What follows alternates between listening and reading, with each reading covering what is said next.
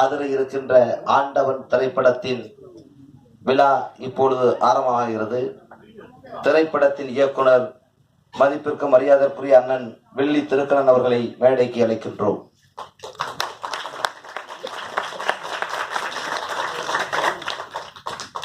படத்தின் கதாநாயகன் ராமநாதபுரம் மாவட்டத்தின் மண்ணின் மைந்தர் ஆலடிப்பட்டி கண்டெடுத்த ஆண்டவன் திரைப்படத்தின் நாயகன் மகேஸ்வரன் அவர்களை மேடைக்கு அழைக்கின்றோம்.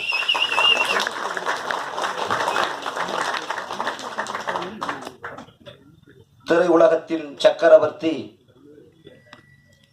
பல்வேறு பரிமாணங்களை திரையுலகத்தில் தனக்கு மையப்படுத்தியவர், பல்வேறு நபர்களை ஏற்றி வைத்த ஏணி, உழைப்பால் உயர்ந்த உத்தமர் சரித்திரம், பாரதி ராஜாவின் பைந்தமிழ் நாயகன் பின்னால் பயணித்த எங்கள் சித்தாந்தத்தின் வேதாந்த திரையுலக நாயகன், தான் ஏற்றுக்கொண்ட கலைகள் அத்துணையிலும் கலை தேர்ந்த கடலாய் பலரை உயர்த்தி வைத்த ஏணி, போற்றுதலுக்குரிய மதிப்பிற்கு மரியாதைக்குரிய படத்தின் முக்கிய கதாபாத்திரத்தில் களம் கன்ற வெற்றி நாயகன், மதிப்பிற்கு மரியாதைக்குரிய உயர்ந்த உத்தமர் இயக்குனர் பாரதி ராஜா அவர்களை மேடைக்கு அழைக்கின்றோம். பாக்கியராஜ் அவர்களை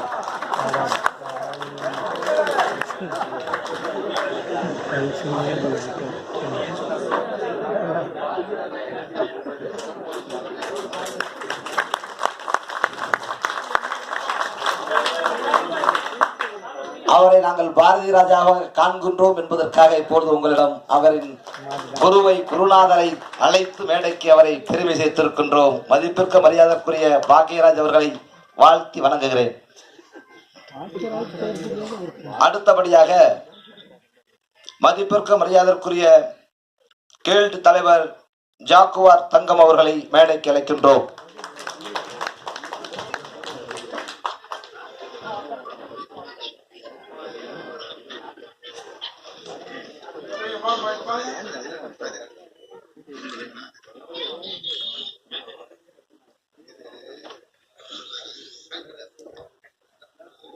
மதிப்பிற்கு மரியாதைக்குரிய திரையுலகத்தின் நகைச்சுவை கடலாய் திரைப்படத்தில் அத்துணை கதாபாத்திரங்களிலும் வாழ்ந்து கொண்டிருக்கின்ற அண்ணன் கஞ்சா கருப்பு அவர்களை மேடைக்கு அழைக்கின்றோம்.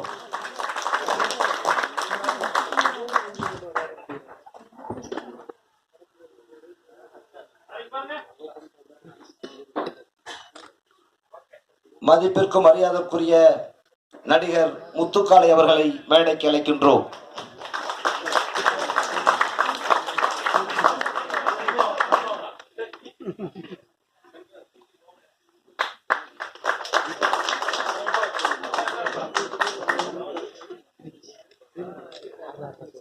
சிறப்பு விருந்தினர் மாஸ்டர் மகேந்திரன் அவர்களை மேடைக்கு அழைக்கின்றோம்.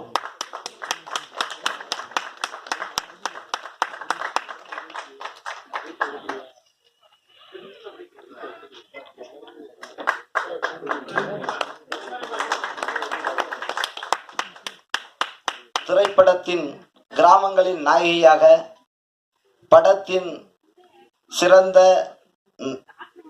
நடிகையாக வருகை தந்திருக்கின்ற வைஷ்ணவி அவர்களை மேடைக்கு அழைக்கின்றோம்.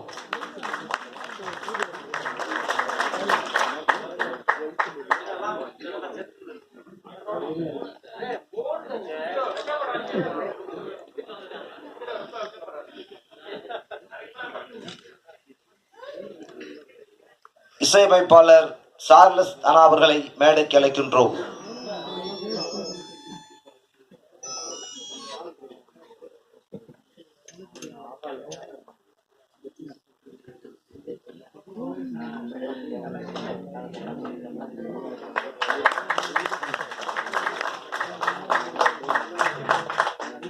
ஒளிப்பதிவாளர் மகிபாலா அவர்களை மேடைக்கு அழைக்கின்றோம்.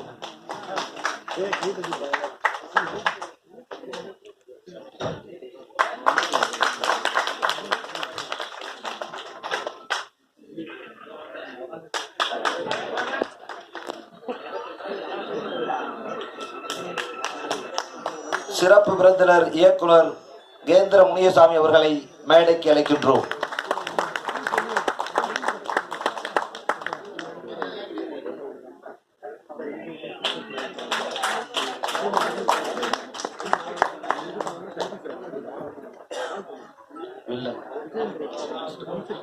வில்லன் மின்னல் ஸ்டார் முத்து அவர்களை மேடைக்கு அழைத்து மரியாதை செய்கின்றோம்.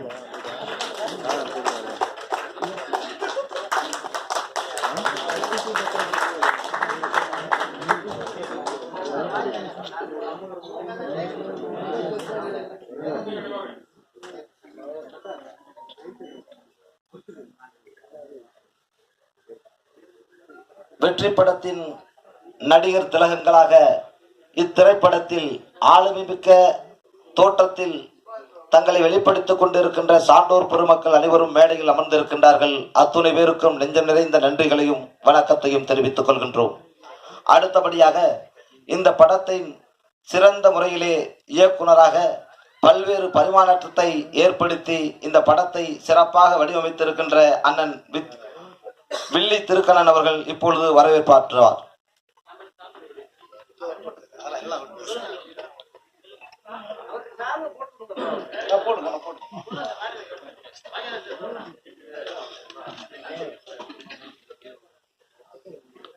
மதிப்பிற்கு மரியாதைக்குரிய நமது பாக்யராஜ் அவர்கள் இப்பொழுது இயக்குனர் அவர்களுக்கு சால்வை அணிவித்து மரியாதை செய்கின்றார்.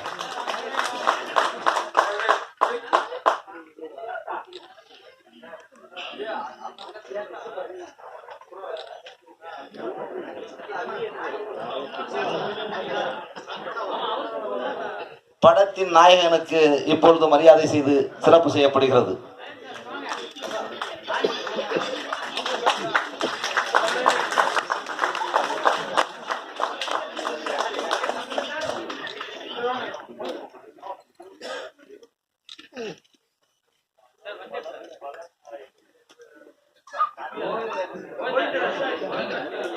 அண்ணன் கோவிந்தராஜ் அவர்களுக்கு மரியாதை செய்யப்படுகிறது. எடிட்டிங் மிதுன் லட்சுமணன் அவர்களுக்கும் மரியாதை செய்யப்படுகிறது. எடிட்டர் தம்பி லட்சுமணன், அன்பு தம்பி மிதுன், 2 பேர் வாங்க ப்ளீஸ் ப்ளீஸ்.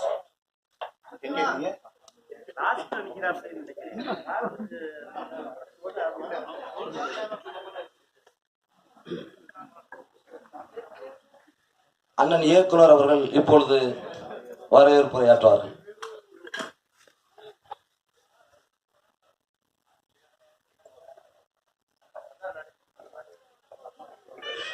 எல்லாருக்கும் வணக்கம். இது எனக்கு ரொம்ப ரொம்ப புதுசு.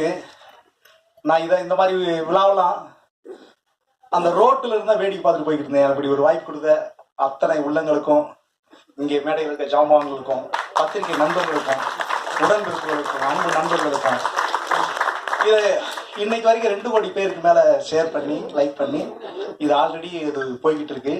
அதை ஷேர் பண்ண அத்தனை மகேஷுடைய நண்பர்கள் எல்லாருக்குமே ஃபர்ஸ்ட் வணக்கத்தை சொல்கிறேன்.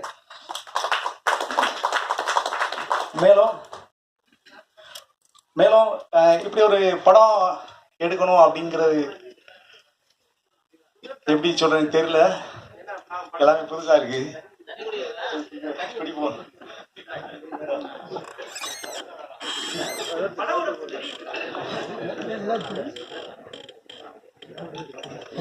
நன்றி நன்றி தள்ளி விடுறேன். ரொம்ப நன்றிங்க. ஆனா இது ரொம்ப சீரியஸான விஷயத்த சொல்லிக்கிட்டு இருக்கோம். பொதுவாக பார்த்தீங்கன்னா நம்ம கிராமங்களில் ஆல்ரெடி எல்லாருமே அந்த காலத்துலேருந்து இந்த காலத்து வரைக்கும் எல்லாமே கிராமங்களில் பறந்து அப்படியே பயணிச்சு அதை நகரமாக ஆக்கிட்டோம். நம்ம தான் நகரமாக ஆக்கணும். நகரங்களை உருவாக்குனது நம்ம தான், கிராமங்களை அழிச்சதும் நம்ம தான். அப்படி ஒரு விஷயத்த தான் சொல்லியிருக்கோம். ஃபர்ஸ்ட் படம் எனக்கு இப்படி ஒரு படம் பண்ணது எனக்கே ஒரு ஆச்சரியமா இருக்கு. படமா இருக்கிறத விட காவியமா தான் இருக்கு. நீங்க ஃபர்ஸ்ட் படமா பார்த்தா எனக்கு படமா தோணல. இன்னைக்கு வரைக்கும் நான் இது 100 தடவை நானே பார்த்துட்டேன். இது ஒரு காவியம் அப்படிதான் நான் நினைக்கிறேன். நீங்களும் அப்படிதான் நினைப்பீங்க. பார்க்கும்போது அப்படிதான் இருக்கும். அப்படி ஒரு வாய்ப்பு கொடுத்த மகேஷ்க்கு ஃபர்ஸ்ட் அவர் யூடியூப் பார்த்து அவர் போட்டிருந்தாரு. அந்த கதையை தான் நான் வந்து ரொம்ப எங்க ஐயா சொன்ன மாதிரி எனக்கு அது ரொம்ப ஈஸியா கிடைச்சிருச்சு. ரொம்பலாம் தேடலை, ஒண்ணுமே பண்ணலை. மகேஷ் வீடியோ போட்டாரு, அதை பார்த்து அப்படியே ஈஸியா எடுத்து வந்தேன், அவ்வளவுதான். ரொம்ப ரிஸ்க்லாம் எடுத்துக்கல. அதுவும் ஃபர்ஸ்ட் படத்துல வந்து ஐயா முத்தமிழ் அறிஞர் கலைஞரை அவருடைய வீட்டு வசதி திட்டத்தை வச்சு எடுத்ததுல நான் ரொம்ப பெருமைப்படுறேன். அதுக்காக ரொம்ப சந்தோஷப்படுறேன். ஏன்னா அவ்வளோ பெரிய கலைத்துறையில இருந்து மூத்த குடி அவருடைய நம்ம படத்துல அவருடைய இதை மென்ஷன் பண்ணி எனக்கு ஒரு சந்தோஷம். அது இந்த மாதிரி கிடையாது. இப்படி ஒரு விஷயத்தை உருவாக்குனதுல அன்னைக்கு இருந்த விருதுநகர் மாவட்ட கலெக்டர் ஐயா மேகநாத ரெட்டி ஐயா வந்து அப்படி ஒரு விஷயத்த பண்ணினதுனால தான் இப்படி ஒரு விஷயம் நடந்துச்சு. இது ஒரு ப்ராசஸ், உயிரோட்டமான ஒரு ப்ராசஸ். இது வந்து எப்படின்னா, இது வந்து ஒரு நாடகத்தன்மை இல்லை, இதோட ஃபுல்லாக உயிர் இருக்கு, அந்த செயலுக்குற உயிர் இருக்கு. அப்படி ஒரு உயிரோட்டத்தை நான் படமாக்குனது எனக்கு ஒரு சந்தோஷமா இருக்கு. எல்லாமே யதார்த்தமா நடந்துச்சு, எல்லாமே யதார்த்தமா நடந்துச்சு. எனக்கு எவ்வளோ பேசுறதுக்கு இருக்கு எனக்கு. ஆனால் ஃபர்ஸ்ட் எனக்கு நன்றியை தான் சொல்ல முடியுது. நன்றி தவிர வேற ஒன்றும் இல்லை. நன்றியை விட ரொம்ப ரொம்ப முக்கியமானது நம்பிக்கைங்கிறது தான் ஃபர்ஸ்ட் முக்கியம். நன்றி வந்து எல்லா உயிரினத்துல இருக்கு, ஆனால் நம்பிக்கை மட்டும் மனுஷன்கிட்ட மட்டும்தான் இருக்கு. அந்த நம்பிக்கையோட என்னை தேடி, என் அழைப்பை தேடி இவ்வளவு தூரம் பயணிச்சு நீங்க வந்தீங்க. அதுக்கு அத்தனை பேருக்கு மறுபடியும் எத்தனை முறை, கோடி முறை நான் நன்றியை சொல்லிக்கிறேன். சீஃப்கெஸ்டாருக்கு அத்தனை பேருக்குமே நான் நன்றியை சொல்லிக்கிறேன். அன்பு சௌரருக்கு நன்றியை சொல்லிக்கிறேன்.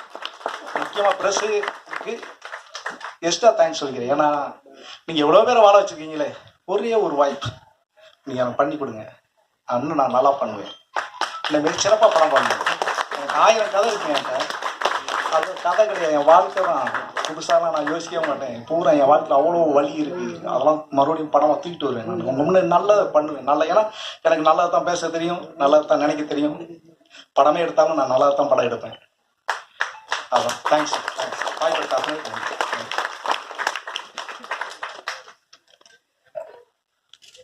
ஆயிரக்கணக்கான உண்மை சரித்திரங்களை சொல்லி உங்கள் மத்தியிலே இத்திரைப்படத்தை வெளியிட்டிருப்பதாக நமது பெருமதிப்புமிக்க இயக்குனர் அவர்கள் இப்பொழுது உங்கள் மத்தியிலே சிறப்பாக உரையாற்றினார். அடுத்தபடியாக நேதாஜி சுவாமிநாதன் மதுரையைச் சேர்ந்தவர், மதிப்பிற்கு மரியாதைக்குரிய வெள்ளோடை வேந்தர், தன் வாழ்நாளில் திருமணமே முடிக்காமல் நேதாஜி உயிரோடு இருக்கிறார் என்று முழங்கிக் கொண்டிருக்கின்ற வெள்ளோடை வேந்தனாய் தன் வாழ்நாள் முழுவதும் தியாக வாழ்க்கையாக வாழ்ந்து கொண்டு இந்த மண்ணுக்காகவும் இந்த மக்களுக்காகவும் தன்னை அர்ப்பணித்து தெய்வீக திருமகன் பசும்பன் தேவர் முழங்கியதை போல் இன்று வரை நேதாஜி உயிரோடுதான் இருக்கிறார் என்று ஓங்கி ஒலித்துக் கொண்டிருக்கின்ற உத்தம தலைவர், மதிப்பிற்கு மரியாதைக்குரிய நேதாஜி சுவாமிநாதன் அவர்கள் இப்பொழுது உங்கள் மத்தியிலே ஆண்டவன் திரைப்படத்தை பற்றியும் மற்றும் நடிகர்களை பற்றியும் மற்றும் வருகை தந்திருக்கின்ற சான்றோர் பெருமக்களை பற்றியும் இப்பொழுது உரையாற்றுவார். அன்பு தம்பி சஞ்சவன் ப்ளீஸ், மேடம் ப்ளீஸ்.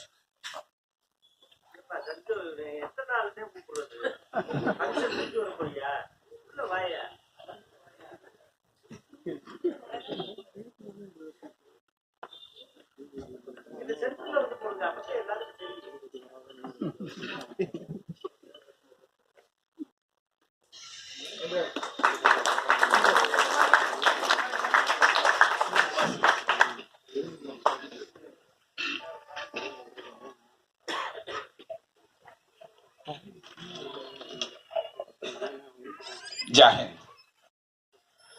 ஆண்டவனை வாழ்த்துவதற்காக மனித தெய்வங்களை எல்லாம் ஒரு சேர இணைத்து மனிதன் ஆண்டவனை வாழ்த்தும் அதிசய நிகழ்ச்சியை அரங்கேற்றி இருக்கும் ஒரு புதுமையான நிகழ்ச்சி. எல்லாருடைய கையிலையும் ரிஷிகேசனுடைய கங்கா தீர்த்தம் இருக்கிறது. இவர் மகேஸ்வரன், சிவன் இமயத்தில் இருந்து அவர் இயக்குனர் இமயம் என்று நான் மறந்து சொல்லிவிட்டேன் என்றார். இல்லை இல்லை, இயக்குனர் இமயம் ஆண்டவன் சிவனே இறங்கி வந்து ஆண்டவனாக செவ்வானம் சிவப்பதை போல அந்த பெயரும் போடப்பட்டது. இங்கே அந்த ஸ்படிக மாலை இமயத்தில் இருந்து வாங்கி வரப்பட்ட 2 மாலைகள். ஒன்று, அந்த பாக்கியமான ஒரு மனிதர் இந்த மண்ணுலகில் தமிழகத்திற்கு கிடைத்த ஒரு பாக்கியம். ராஜி, எங்களுடைய ராஜின்னு அந்த கதை அந்த படத்துல வரையில ஒருத்தர் சொல்வார், நாங்க ஒரு ராஜ்யம், இங்க ராஜ்யம்னு. அந்த ராஜ்யம் இந்த பாக்கிய ராஜ். அவருக்கு இந்த ஸ்படிக மாலையும் இந்த கங்கா தீர்த்தமும் வழங்கி அவரை நாங்கள் பெருமைப்படுத்துவதற்காக சுபாஷ் அவர்களை மேடைக்கு அழைத்து அவருக்கு சிறப்பிக்கின்றார். அவரும் ரிஷிகேஷ் வந்திருந்தார். சுபாஷ் வாங்க.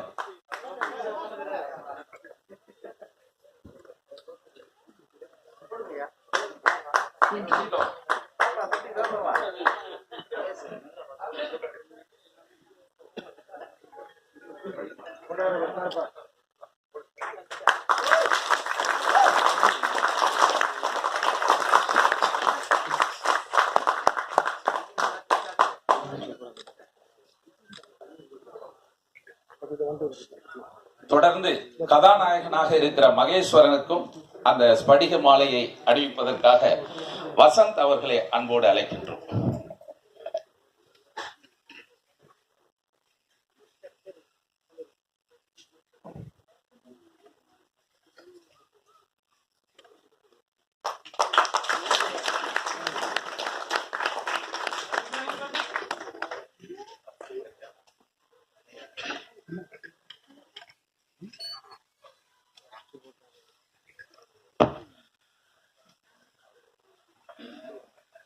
பூமி எங்க சாமி அப்படின்னு சொல்லுவாங்க. அந்த பூமியைத்தான் சாமியாக ஆண்டவன் என்று தந்திருக்கிறார். கலையுலக வாரிசு என்று புரட்சி தலைவருடைய வாரிசாக பாக்யராஜ் அவர்கள் கலையுலக வாரிசு. அந்த பாக்யராஜுக்கு ஒரு வாரிசு வேணும்ல, அந்த கலையுலக வாரிசு தான் மகேஸ்வரனாக இங்கே அமர்ந்திருக்கிறார். 2 பேரும் தாடி, இவருக்கு அவர் டாடி. அது மட்டும் அல்ல, 2 பேருடைய தலைமுடியும் பாருங்க. கலையுலகின் வாரிசாக மகேஸ்வரன் அவர்கள் புது பிறவி எடுத்திருக்கிறார். ராமநாதபுரம் மண்ணில் இருந்து, வறண்ட நிலத்தில் இருந்து திறந்து பார்க்கிற அந்த காட்சியை, உடைந்த வீடுகளின் ஓட்டு வீடுகள், அந்த ஓட்டு வீடுகள் ஓட்டு போடுகிற வீடுகளாகத்தான் மிச்சம் இருக்கிறதை தவிர குடியிருக்கிற வீடுகளாக அங்கே இல்லை என்பதை இந்த திரைப்படத்தின் மூலமாக உடைத்து சொல்லி இருக்கிறார் என்பதுதான் இந்த திரைப்படத்தினுடைய இந்தியாவிற்கு ஒரு தகவலை சொல்லி இருக்கிறார். பாக்யராஜ் அவர்கள் எடுத்த படத்தில், ஒரு படத்தில் இனி காந்திஜியை சொல்லாமல் தாத்தாஜி நேதாஜி வழியில் செல்லுவோம் என்று அந்த திரைப்படத்தை அவர் நிறைவுபடுத்தி இருப்பார். அந்த திரைப்படத்தில் அது வெற்றி பெற்றதா இல்லையா என்றாலும் அந்த கதையின் கருவை இந்தியனாக எடுத்தவர் ஜெயித்தார் என்று சொன்னால் அந்த கதையின் கருவை கொடுத்தவர் பாக்யராஜ் தான் என்பதை மறந்துவிட முடியாது. இனி நேதாஜி தான் என்று ஒரு வரி செய்தியை கொடுத்தார். அதுபோல மகேஸ்வரன் அவர்களும் நம்முடைய அருமை சகோதரர் இயக்குனர் அவர்களும் அந்த ஒரு செய்தியை கொடுக்கிற போது என் இதயத்தில் அவ்வளவு வலி இருக்கிறது என்று சொல்லி இருக்கிறார். அந்த இதயத்தில் இதயபூர்வமாக இந்த மண்ணை இதயமாக பார்க்கிறார், இந்த மண்ணை சாமியாக பார்க்கிறார், இந்த மண்ணை அவர் தெய்வமாக பார்க்கிறார், இந்த மண்ணை தாயாக பார்க்கிறார். தாய் மண்ணே வணக்கம் என்று சொல்லுகிறோமே, அந்த வசனத்தில் ஒரு வசனம் வருகிறது அல்லவா? அந்த வசனத்தில் வருகிற போது தாயை இழப்பதும் மண்ணை பிடிவதும் இரண்டும் ஒன்றுதான் என்று சொல்லுகிற போது ஆலயத்தில் இருக்கிறோமா இல்லை திரைப்பட திருவிழாவில் இருக்கிறோமா என்று எண்ணி பார்க்கிற போது ஒரு திரையுலகத்தை, திரைப்படத்தை ஒரு தெய்வ நிலைக்கு கொண்டு போய் சேர்த்திருக்கிறீர்கள். மண்ணை பற்றி பேசி இருக்கிறீர்கள். காந்திஜி அவர்கள் சொல்லுகிற போது இந்தியாவில் 7 லட்சம் கிராமங்கள் இருக்கிறது என்று சொல்லி சென்றார். அதன் பிறகு டாக்டர் அப்துல் கலாம் அவர்கள் ஜனாதிபதியாக இருக்கிற போது 6 லட்சம் கிராமங்கள் இருக்கிறது என்று சொன்னால், அப்படி காந்திஜியின் காலத்தில் 7 லட்சம் கிராமமாக இருந்த இந்தியா ஜனாதிபதி அப்துல் கலாம் காலத்தில் 6 லட்சமாக மாறி போனது என்று சொன்னால் 1 லட்சம் கிராமங்கள் இந்தியாவில் தொலைந்தது என்று வரலாற்று பக்கங்களில் காந்திஜி அப்துல் கலாம் சொன்னதை இந்த ஆண்டவன் திரைப்படம் மீண்டும் ஒரு வரலாற்று பதிவாக செய்திருக்கிறது என்று சொன்னால், அவர்கள் அதை சொன்னார்கள், இதை அவர்கள் செய்திருக்கிறார்கள் என்று சொன்னால் இது திரைப்படம் அல்ல, இந்தியாவுடைய கண்களை திறக்கின்ற படமாக இருக்கிறது. எனவேதான் இந்த திரைப்படம் என்பது ஆண்டவன் என்று சொல்லி இருக்கிறார்கள். எனவே ஆண்டவன் என்று சொன்னால் இந்தியா கிராமத்தில் வாழ்கிறது என்று சொல்லுகிறோம். ஆனால் கிராமம் எப்படி வாழ்கிறது என்று சொல்லுகிற படம் தான் இந்த ஆண்டவன் படமாக இருக்கிறது என்று சொன்னால், இந்தியா எப்படி வாழ்கிறது என்பது, கிராமத்தில் வாழ்கிற இந்தியா கிராமமே தொலைந்து போய் கொண்டிருக்கிறது என்பதை சொல்லுகிறது. மகேஸ்வரன் அவர்களுடைய இந்த நுட்பமான அந்த திரைப்படத்தில் சிவப்பு சட்டை அவர் அணிந்திருக்கிறார். அவர் அணிந்திருக்கிற சட்டையில் போட்டுக்கொண்டு ஒரு வசனத்தை சொல்லுகிறார். ஏதாவது நான் சாவதற்கு முன்னால் உலகத்திற்கு ஒரு செய்தியை சொல்லிவிட்டு சாவேன் என்று சொல்லுகிறார். பகத்சிங் தன் மரணத்தையே இந்தியாவின் விடுதலை செய்தியாக மாற்றி கொடுத்தவன் பகத்சிங். அந்த பகத்சிங்கினுடைய வார்த்தையை போல இவருடைய வார்த்தையும் ஒரு சிவப்பு சிந்தனையாளராக, ஒரு புரட்சியாளராக, கிராமத்தின் கீதமாக, கிராமத்தின் சிவந்த மண்ணாக அந்த ஆண்டவன் என்பது ஒரு சிவப்பும் மஞ்சளும் கலந்த வண்ணத்தில் தந்திருக்கிறார். இறைவன் சிவன் எப்படி இருக்கிறான் என்கிற போது செவ்வானமாக இருக்கிறார் என்று ஆண்டவனை சொன்னார்கள். அந்த ஆண்டவன் பேரும் செவ்வானமாகவே பதிவு செய்திருக்கிறார்கள். இது உங்களை மீறிய திரைப்படம் என்றுதான் பார்க்கிறேன். ஏனென்று கேட்டால் மனிதனின் இதயத்தில் ஆண்டவன் சில நேரம் வந்து போவதாக சொல்லுகிறார்கள். இங்கே இந்த மேடையில் இருக்கின்ற ஒவ்வொருவருடைய கதாநாயகனுடைய ஒரு சிரிப்பு அது காதலை சொல்லிவிட்டு போகிறது. எனவே கதாநாயகியுடன் ஒவ்வொருவரும் படம் எடுத்துக் கொள்ள வேண்டும். அவர் ஒரு படம் எடுத்திருக்கிறார் ஆண்டவன் என்று, அவரோடு ஒவ்வொருவரும் படம் எடுத்துக் கொள்ள வேண்டும் என்று விரும்புகிறோம் என்று சொன்னால் அந்த கதாநாயகனுடைய பாக்கியம் செய்த அந்த மகாலட்சுமியாக இந்த படத்திற்கு அங்கே ஒரு ஈஸ்வரன் இருக்கிறார் என்று சொன்னால் இங்கே ஒரு ஈஸ்வரி இருக்கிறார், அது மகாலட்சுமியாக கிடைத்திருக்கிறார். எனவே கிராமத்தை சொல்லுகிற படம் இந்த படம், இந்தியாவுடைய அரசியலின் கதவுகளை தட்டுகின்ற படம். இந்த படத்தின் மூலமாக பாராளுமன்றம் வரையிலும் இந்த திரைப்படம் அங்கே கதவுகளை தட்டும். இந்த நாட்டினுடைய ஆட்சியாளர்களின் கவனத்திற்கு செல்லும். இந்த திரைப்படம் இந்தியாவின் சிறந்த திரைப்படமாக, பரிசு பெறுகிற, அவார்டு பெறுகிற திரைப்படமாக மாறும் என்பதில் மாற்று கருத்து இல்லை. இங்கே விசிலடித்தவருக்கும் கை தட்டுகிறவர்களுக்கும் நான் இந்த அரங்கத்தை பாராளுமன்ற அரங்கமாக பார்க்கிறேன். இங்கே அமர்ந்திருப்பவர்களை இந்த நாட்டினுடைய ஆண்டவனை தந்தவர்களாக பார்க்கிறேன். உள்ளூரை உலகத்திற்கு தந்திருக்கிறார்கள். ஒவ்வொரு வசனமும் தேடி தேடி கண்டுபிடித்திருக்கிறார்கள். பாரதி அங்கே பாக்கியராஜ் அவர்களுடைய வாரிசு என்று சொல்வதற்கு திரைப்படத்தில் ஒரு வசனம் வந்து போகும், சப்ஸ்கிரைப் பண்ணிட்டியா, பெல் பட்டனை தட்ட போற அப்படின்னு ஒரு வசனம் இருக்கும். அது பாக்கியராஜனுடைய வசனத்தின் முந்தானை முடிச்சை பார்த்தவர்களுக்கு தெரியும் அதனுடைய வாரிசு இங்கே இருக்கிறது என்று. எனவே அந்த ஒற்றை வாரிசு பாக்கியராஜை சொல்லும் என்று சொல்லி இங்கே இயக்குனர் வில்லி திருக்கண்ணன் இருக்கிறார். திருக்கண்ணன் சிவனுடைய திருக்கண்ணன், அவரே இங்கே வந்திருக்கிறார். ஏதோ படத்திற்கு படம் எடுத்திருக்கிறேன், பணம் வந்து விடும் என்ற எதிர்பார்ப்பெல்லாம் அவரிடத்தில் இல்லை. வழியை சொல்லுகிற சிவனின் குரலாக அவர் வெளிப்பட்டு இருக்கிறார். கதாநாயகன் மகேஸ்வரன், நடிகர் பாக்கியராஜ், அவர் நடிகர் அல்ல. இந்த திரைப்படத்திற்கு அவர்தான் மிகப்பெரிய நல்லாசியாக நமக்கு கிடைத்திருக்கிறார். இந்த படத்தின் பாக்கியமே பாக்கியராஜாக இருக்கிறார் என்பதை சொல்லி வீழ்ச்சி தலைவர் ஜாக்குவார் தங்கமாக வந்திருக்கிறார். நடிகர் கஞ்சா கருப்பு, கஞ்சா கருப்பல்ல, அவர் கருப்பென்றாலும் நெருப்பாக வசனத்தை தருகிறார். நிலாவையும் இங்கே கொண்டு வந்து சேர்த்திருக்கிறார். வானத்தில் வருகிற கடவுளை மண்ணில் இருந்து பார்க்க சொல்லி இருக்கிறார். அங்கேயும் குழாக்கெட்டு வைங்கன்னு சொல்லி இருக்கிறார். நடிகர் கஞ்சா கருப்பு, நடிகர் முத்து காளை. இங்கே காளை சிவனுக்கு இருக்கின்ற காளை தான் இந்த முத்து காளை. எனவே இங்கே பார்க்கக்கூடிய சிறப்பு விருந்தினர் மாஸ்டர் மகேந்திரன், கதாநாயகி வைஷ்ணவி. இங்கே வைஷ்ணவி என்று சொல்லுகிற போதும் அது ஒரு தெய்வ தலம்தான். இசையமைப்பாளர் சார்லஸ் தனா. ஒவ்வொரு இசையிலும் ஒரு பயத்தை தருகிற ஒரு இசை, அதை இளையராஜா தான் தந்திருக்கிறாரா என்று நினைவூட்ட தருகிற இந்த அளவிற்கு சார்லஸ் தனா தந்திருக்கிறார் என்று சொன்னால் இசையை அவருக்குள் உலா வருகிறது, இயற்கையாக வெளிப்பட்டு இருக்கிறது. நீரூற்று போல ஒளிப்பதிவாளர் மகிபாலன் அவர்கள், இது போல சிறப்பு விருந்தினர் இயக்குனர் கேந்திரன் அவர்கள், முனியசாமி அவர்கள், வில்லன் மினிஸ்டர் முத்து, அவர் கடைசியா போட்டிருக்கிறாங்க வில்லன்னு போட்டிருக்கிறாங்க. மின்னல் ஸ்டார் முத்து வில்லனாக கொடுத்திருக்கிறார், மின்னல் ஸ்டார். எனவே ஒரு மின்னல், ஒரு இடி, ஒரு ஒளி, இந்த கீற்று, இந்த காற்று, இந்த வெளிச்சம், இந்த உதயம் ஆண்டவனின் குரலாக கிராமத்து கீதமாக விடிந்திருக்கிறது. அழுகுரல் தான் கிராமத்தில். மண்ணை நேசிக்கிற எங்கள் வாழ்வு எங்கள் சாவும் இந்த மண்ணுக்காக என்று அன்றைக்கு விடுதலை குரலில் பாடியதை கிராமத்து குரலாக மாற்றியிருக்கிறார்கள். எனவே வீடு இருக்கிறது, ஆள் இல்லை.